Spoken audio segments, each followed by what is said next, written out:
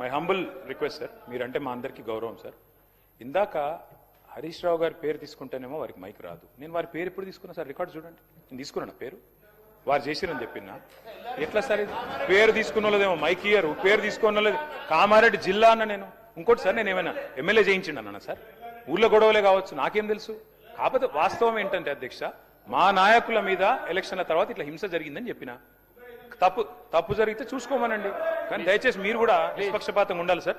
నాకు ఒక 5 minutes ఏంటి సార్, నేను కంక్లూడ్ చేస్తున్నాను సార్. స్పీకర్ సార్, అధ్యక్ష నాకు మదన్ అంటే మదన్ నాకు పాత మిత్రుడే అధ్యక్ష. కాకపోతే మా సోదరుడు ఇవాళ ప్రభుత్వంలో డొల్లతనాన్ని బయటపెట్టినందుకు మదన్ గారికి నేను అభినందనలు చెప్తా ఉన్నాను అధ్యక్ష. ఎందుకంటే రాష్ట్ర ప్రభుత్వం డబ్బులు ఇవ్వట్లేదు అని చెప్పి వరల్డ్ బ్యాంకు ఉత్తరం రాసింది సార్ మదన్ మోహన్ రావు గారు. 100 కోట్లు నిధులు ఇవ్వండి, మాకు వరల్డ్ బ్యాంక్ నిధులు ఇవ్వండి అని మదన్ మోహన్ రావు గారు ఉత్తరం రాసిండ్రు. మా సోదరుడు నేను అభినందిస్తున్నా సార్, అభినందిస్తున్నా. మదన్ ఆగోయింది కూసో. అయితే అధ్యక్ష ఎట్లా ఉందంటే అధ్యక్ష, ఇవాళ హైకోర్టు ఈ మధ్యన తీర్పిచ్చింది అధ్యక్ష. అరే మదన్ భాయ్ నేను అభినందిస్తున్నా కూసో. హైకోర్టు ఒక తీర్పిచ్చింది అధ్యక్ష ఈ మధ్యలో. ఏమన్నది అధ్యక్ష అందులో? నేను గౌరవ ఐఎన్పిఆర్ మినిస్టర్ గారు ఇక్కడే ఉన్నారు. ప్రభుత్వం జారీ చేసిన జీవోలన్నీ తక్షణమే వెబ్సైట్లో పెట్టాలని చెప్పారు. మరి దాచిపెట్టిన జీవోల లెక్క అప్పుడు బయటపడ్డది అధ్యక్ష. 2.5 ఏళ్లలో ప్రజాపాలనలో మీరు జారీ చేసిన జీవోలు 19,000, మీరు వెబ్సైట్లో పెట్టింది 3,290, దాచిపెట్టినవి 15,774. ఇదేనా అధ్యక్ష పారదర్శకత? నేనేదో మాట్లాడిన గవర్నర్ ప్రసంగంలో ఇదా పారదర్శకత? 15,774 జీవోలు దాచిపెట్టి ప్రజాపాలన అసలు రంగు. నేతి బీరకాయల నెయ్యి ఎంత ఉంటుందో ప్రజాపాలనలో పారదర్శకత కూడా గంతే ఉన్నది సార్. అధ్యక్ష ఇంకొక మాట అధ్యక్ష, ఇవాళ వల్లించేదేమో ప్రజాస్వామ్య ప్రవచనాలు అధ్యక్ష మా శ్రీధర్ బాబు గారు, ఆచరించేది మాత్రం నిరంకుశ విధానాలు అధ్యక్ష. వాస్తవం అధ్యక్ష. ఇది రీట్వీట్ చేస్తే ఒక సోషల్ మీడియాలో రీట్వీట్ అధ్యక్ష, ఒరిజినల్ పోస్ట్ కాదు, ఎవరిని తిట్టలేదు కొట్టలేదు, రీట్వీట్ 20 రోజులు జైలుకు పంపినారు. ఇదేనా అధ్యక్ష ఇందిరమ్మ రాజ్యం? నిజమే అధ్యక్ష, ఇందిరమ్మ రాజ్యం ఇది. చివరికి అదే 75లోని ఇందిరమ్మ రాజ్యం, ఇప్పటి ఇందిరమ్మ రాజ్యం కాదు అధ్యక్ష. అందుకే అధ్యక్ష మెయిన్ స్ట్రీమ్ మీడియాని మేనేజ్ చేసుకున్నాం కదా, నడుస్తుంది కదా, ఈ సోషల్ మీడియాని ఏదైనా చేసి పిసికి పారేస్తే అయిపోతుందని చూస్తున్నారు అధ్యక్ష. కానీ వాస్తవం ఏంటంటే అధ్యక్ష, సోషల్ మీడియా ఒకరి కంట్రోల్లో ఉండదు అధ్యక్ష. ఇది ప్రపంచవ్యాప్తంగా ఉంటారు వాళ్ళు.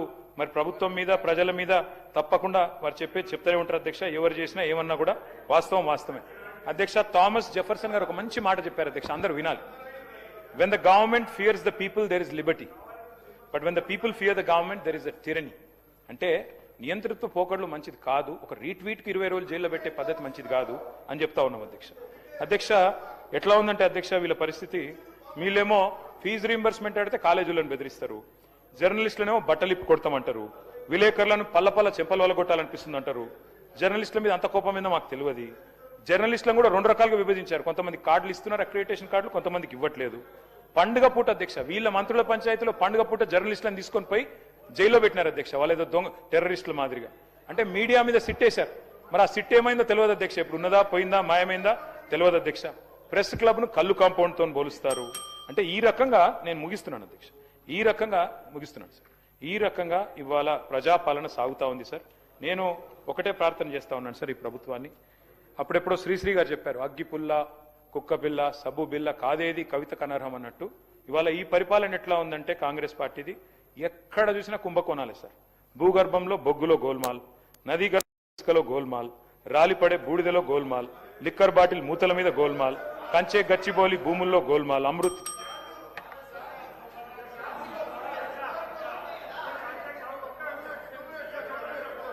ఇచ్చిన అవకాశాన్ని సద్వినియోగం చేసుకోండి కేటీఆర్ గారు.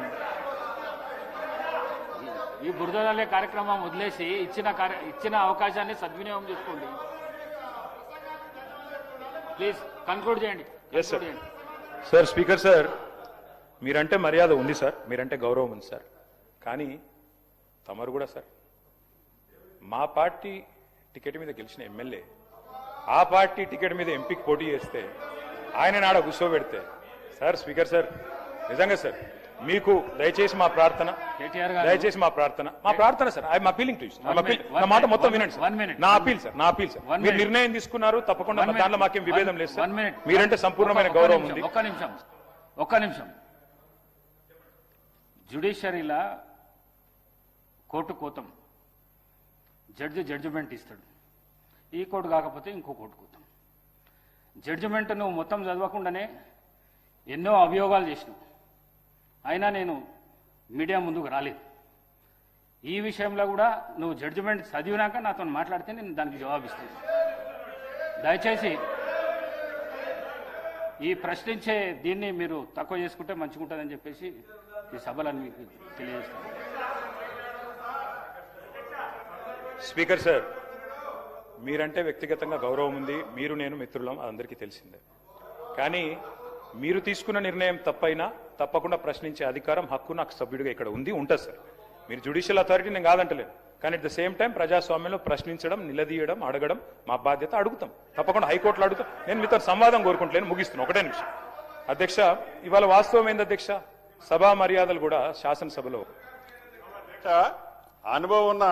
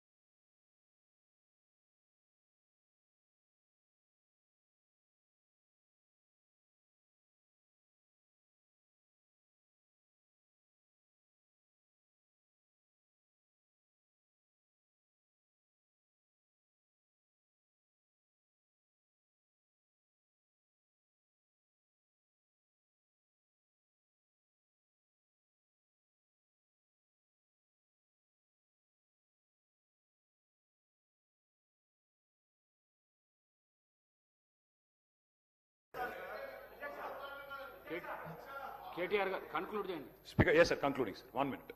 స్పీకర్ సార్, మళ్ళీ చెప్తున్నా సార్, తప్పకుండా హైకోర్టు జడ్జి తీర్పిస్తే కూడా సుప్రీంకోర్టుకు పోతాం సార్. సుప్రీంకోర్టు తీర్పిస్తే కూడా రివ్యూ పిటిషన్ ఇస్తాం. అది ప్రాసెస్ సార్. తన క్వశ్చన్ చేయడం తప్పు కాదు. క్వశ్చన్ చేయడం తప్పని మీరు అనుకుంటే నేను చేయగలిగిందేం లేదు. కానీ అధ్యక్ష, డెఫినెట్గా చెప్పమంటే మొత్తం చెప్తా. దేశంలో ఆయారాం గయారాం కల్చర్ తెచ్చిందే కాంగ్రెస్ పార్టీ. హర్యానాలో 2004లో ఇదే హౌస్ లో మాకు 26 మంది ఎమ్మెల్యేలు ఉంటే 10 మంది ఎత్తుకపోయింది మీ కాంగ్రెస్ పార్టీ. అక్కడనే శ్రీధర్ బాబు గారు కూర్చున్నారు. మాకు శుద్ధులు చెప్పొద్దు, అధ్యక్ష. ఇవాళ సభా మర్యాదలు మంటగలుస్తా ఉన్నాయి అధ్యక్ష. సంస్కారాలకు దాన సంస్కారాలు చేస్తా ఉన్నారు అధ్యక్ష. సభ్యతను సమాధి చేస్తా ఉన్నారు. బజారు భాషలో దిగజారి దూషణలు చేస్తున్నారు. మీరు కరెక్ట్ చేయడం లేదు. ముఖ్యమంత్రి స్వయంగా అక్కడ నిలబడి బడివే అని మాట్లాడితే మీరు కరెక్ట్ చేయలేదు. దయచేసి సవరించుకోవాలని కోరుతా ఉన్నాం అధ్యక్ష. చివరిగా నేను ఒకటే చెప్తా ఉన్నా అధ్యక్ష, ఇంతసేపు మీరు అవకాశం ఇచ్చినందుకు మీకు ధన్యవాదాలు. కానీ ఒకటి వాస్తవం అధ్యక్ష, గ్రహణం కూడా కొంతకాలమే ఉంటుంది అధ్యక్ష, 2 గంటలే ఉంటుంది. అందుకే అధికారం ఇచ్చిన అహంకారంతో అతిగా వ్యవహరించవద్దని గౌరవ పెద్దలకు నేను విజ్ఞప్తి చేస్తా ఉన్నాను అధ్యక్ష. అధ్యక్ష, మేము ఉద్యమాల ఉగ్గుపాలు తాగి వచ్చిన వాళ్ళం అధ్యక్ష. ఊరికేనే రాలేదు, 5ఓసారి ఎమ్మెల్యేని, ఊరికేనే రాలేదు.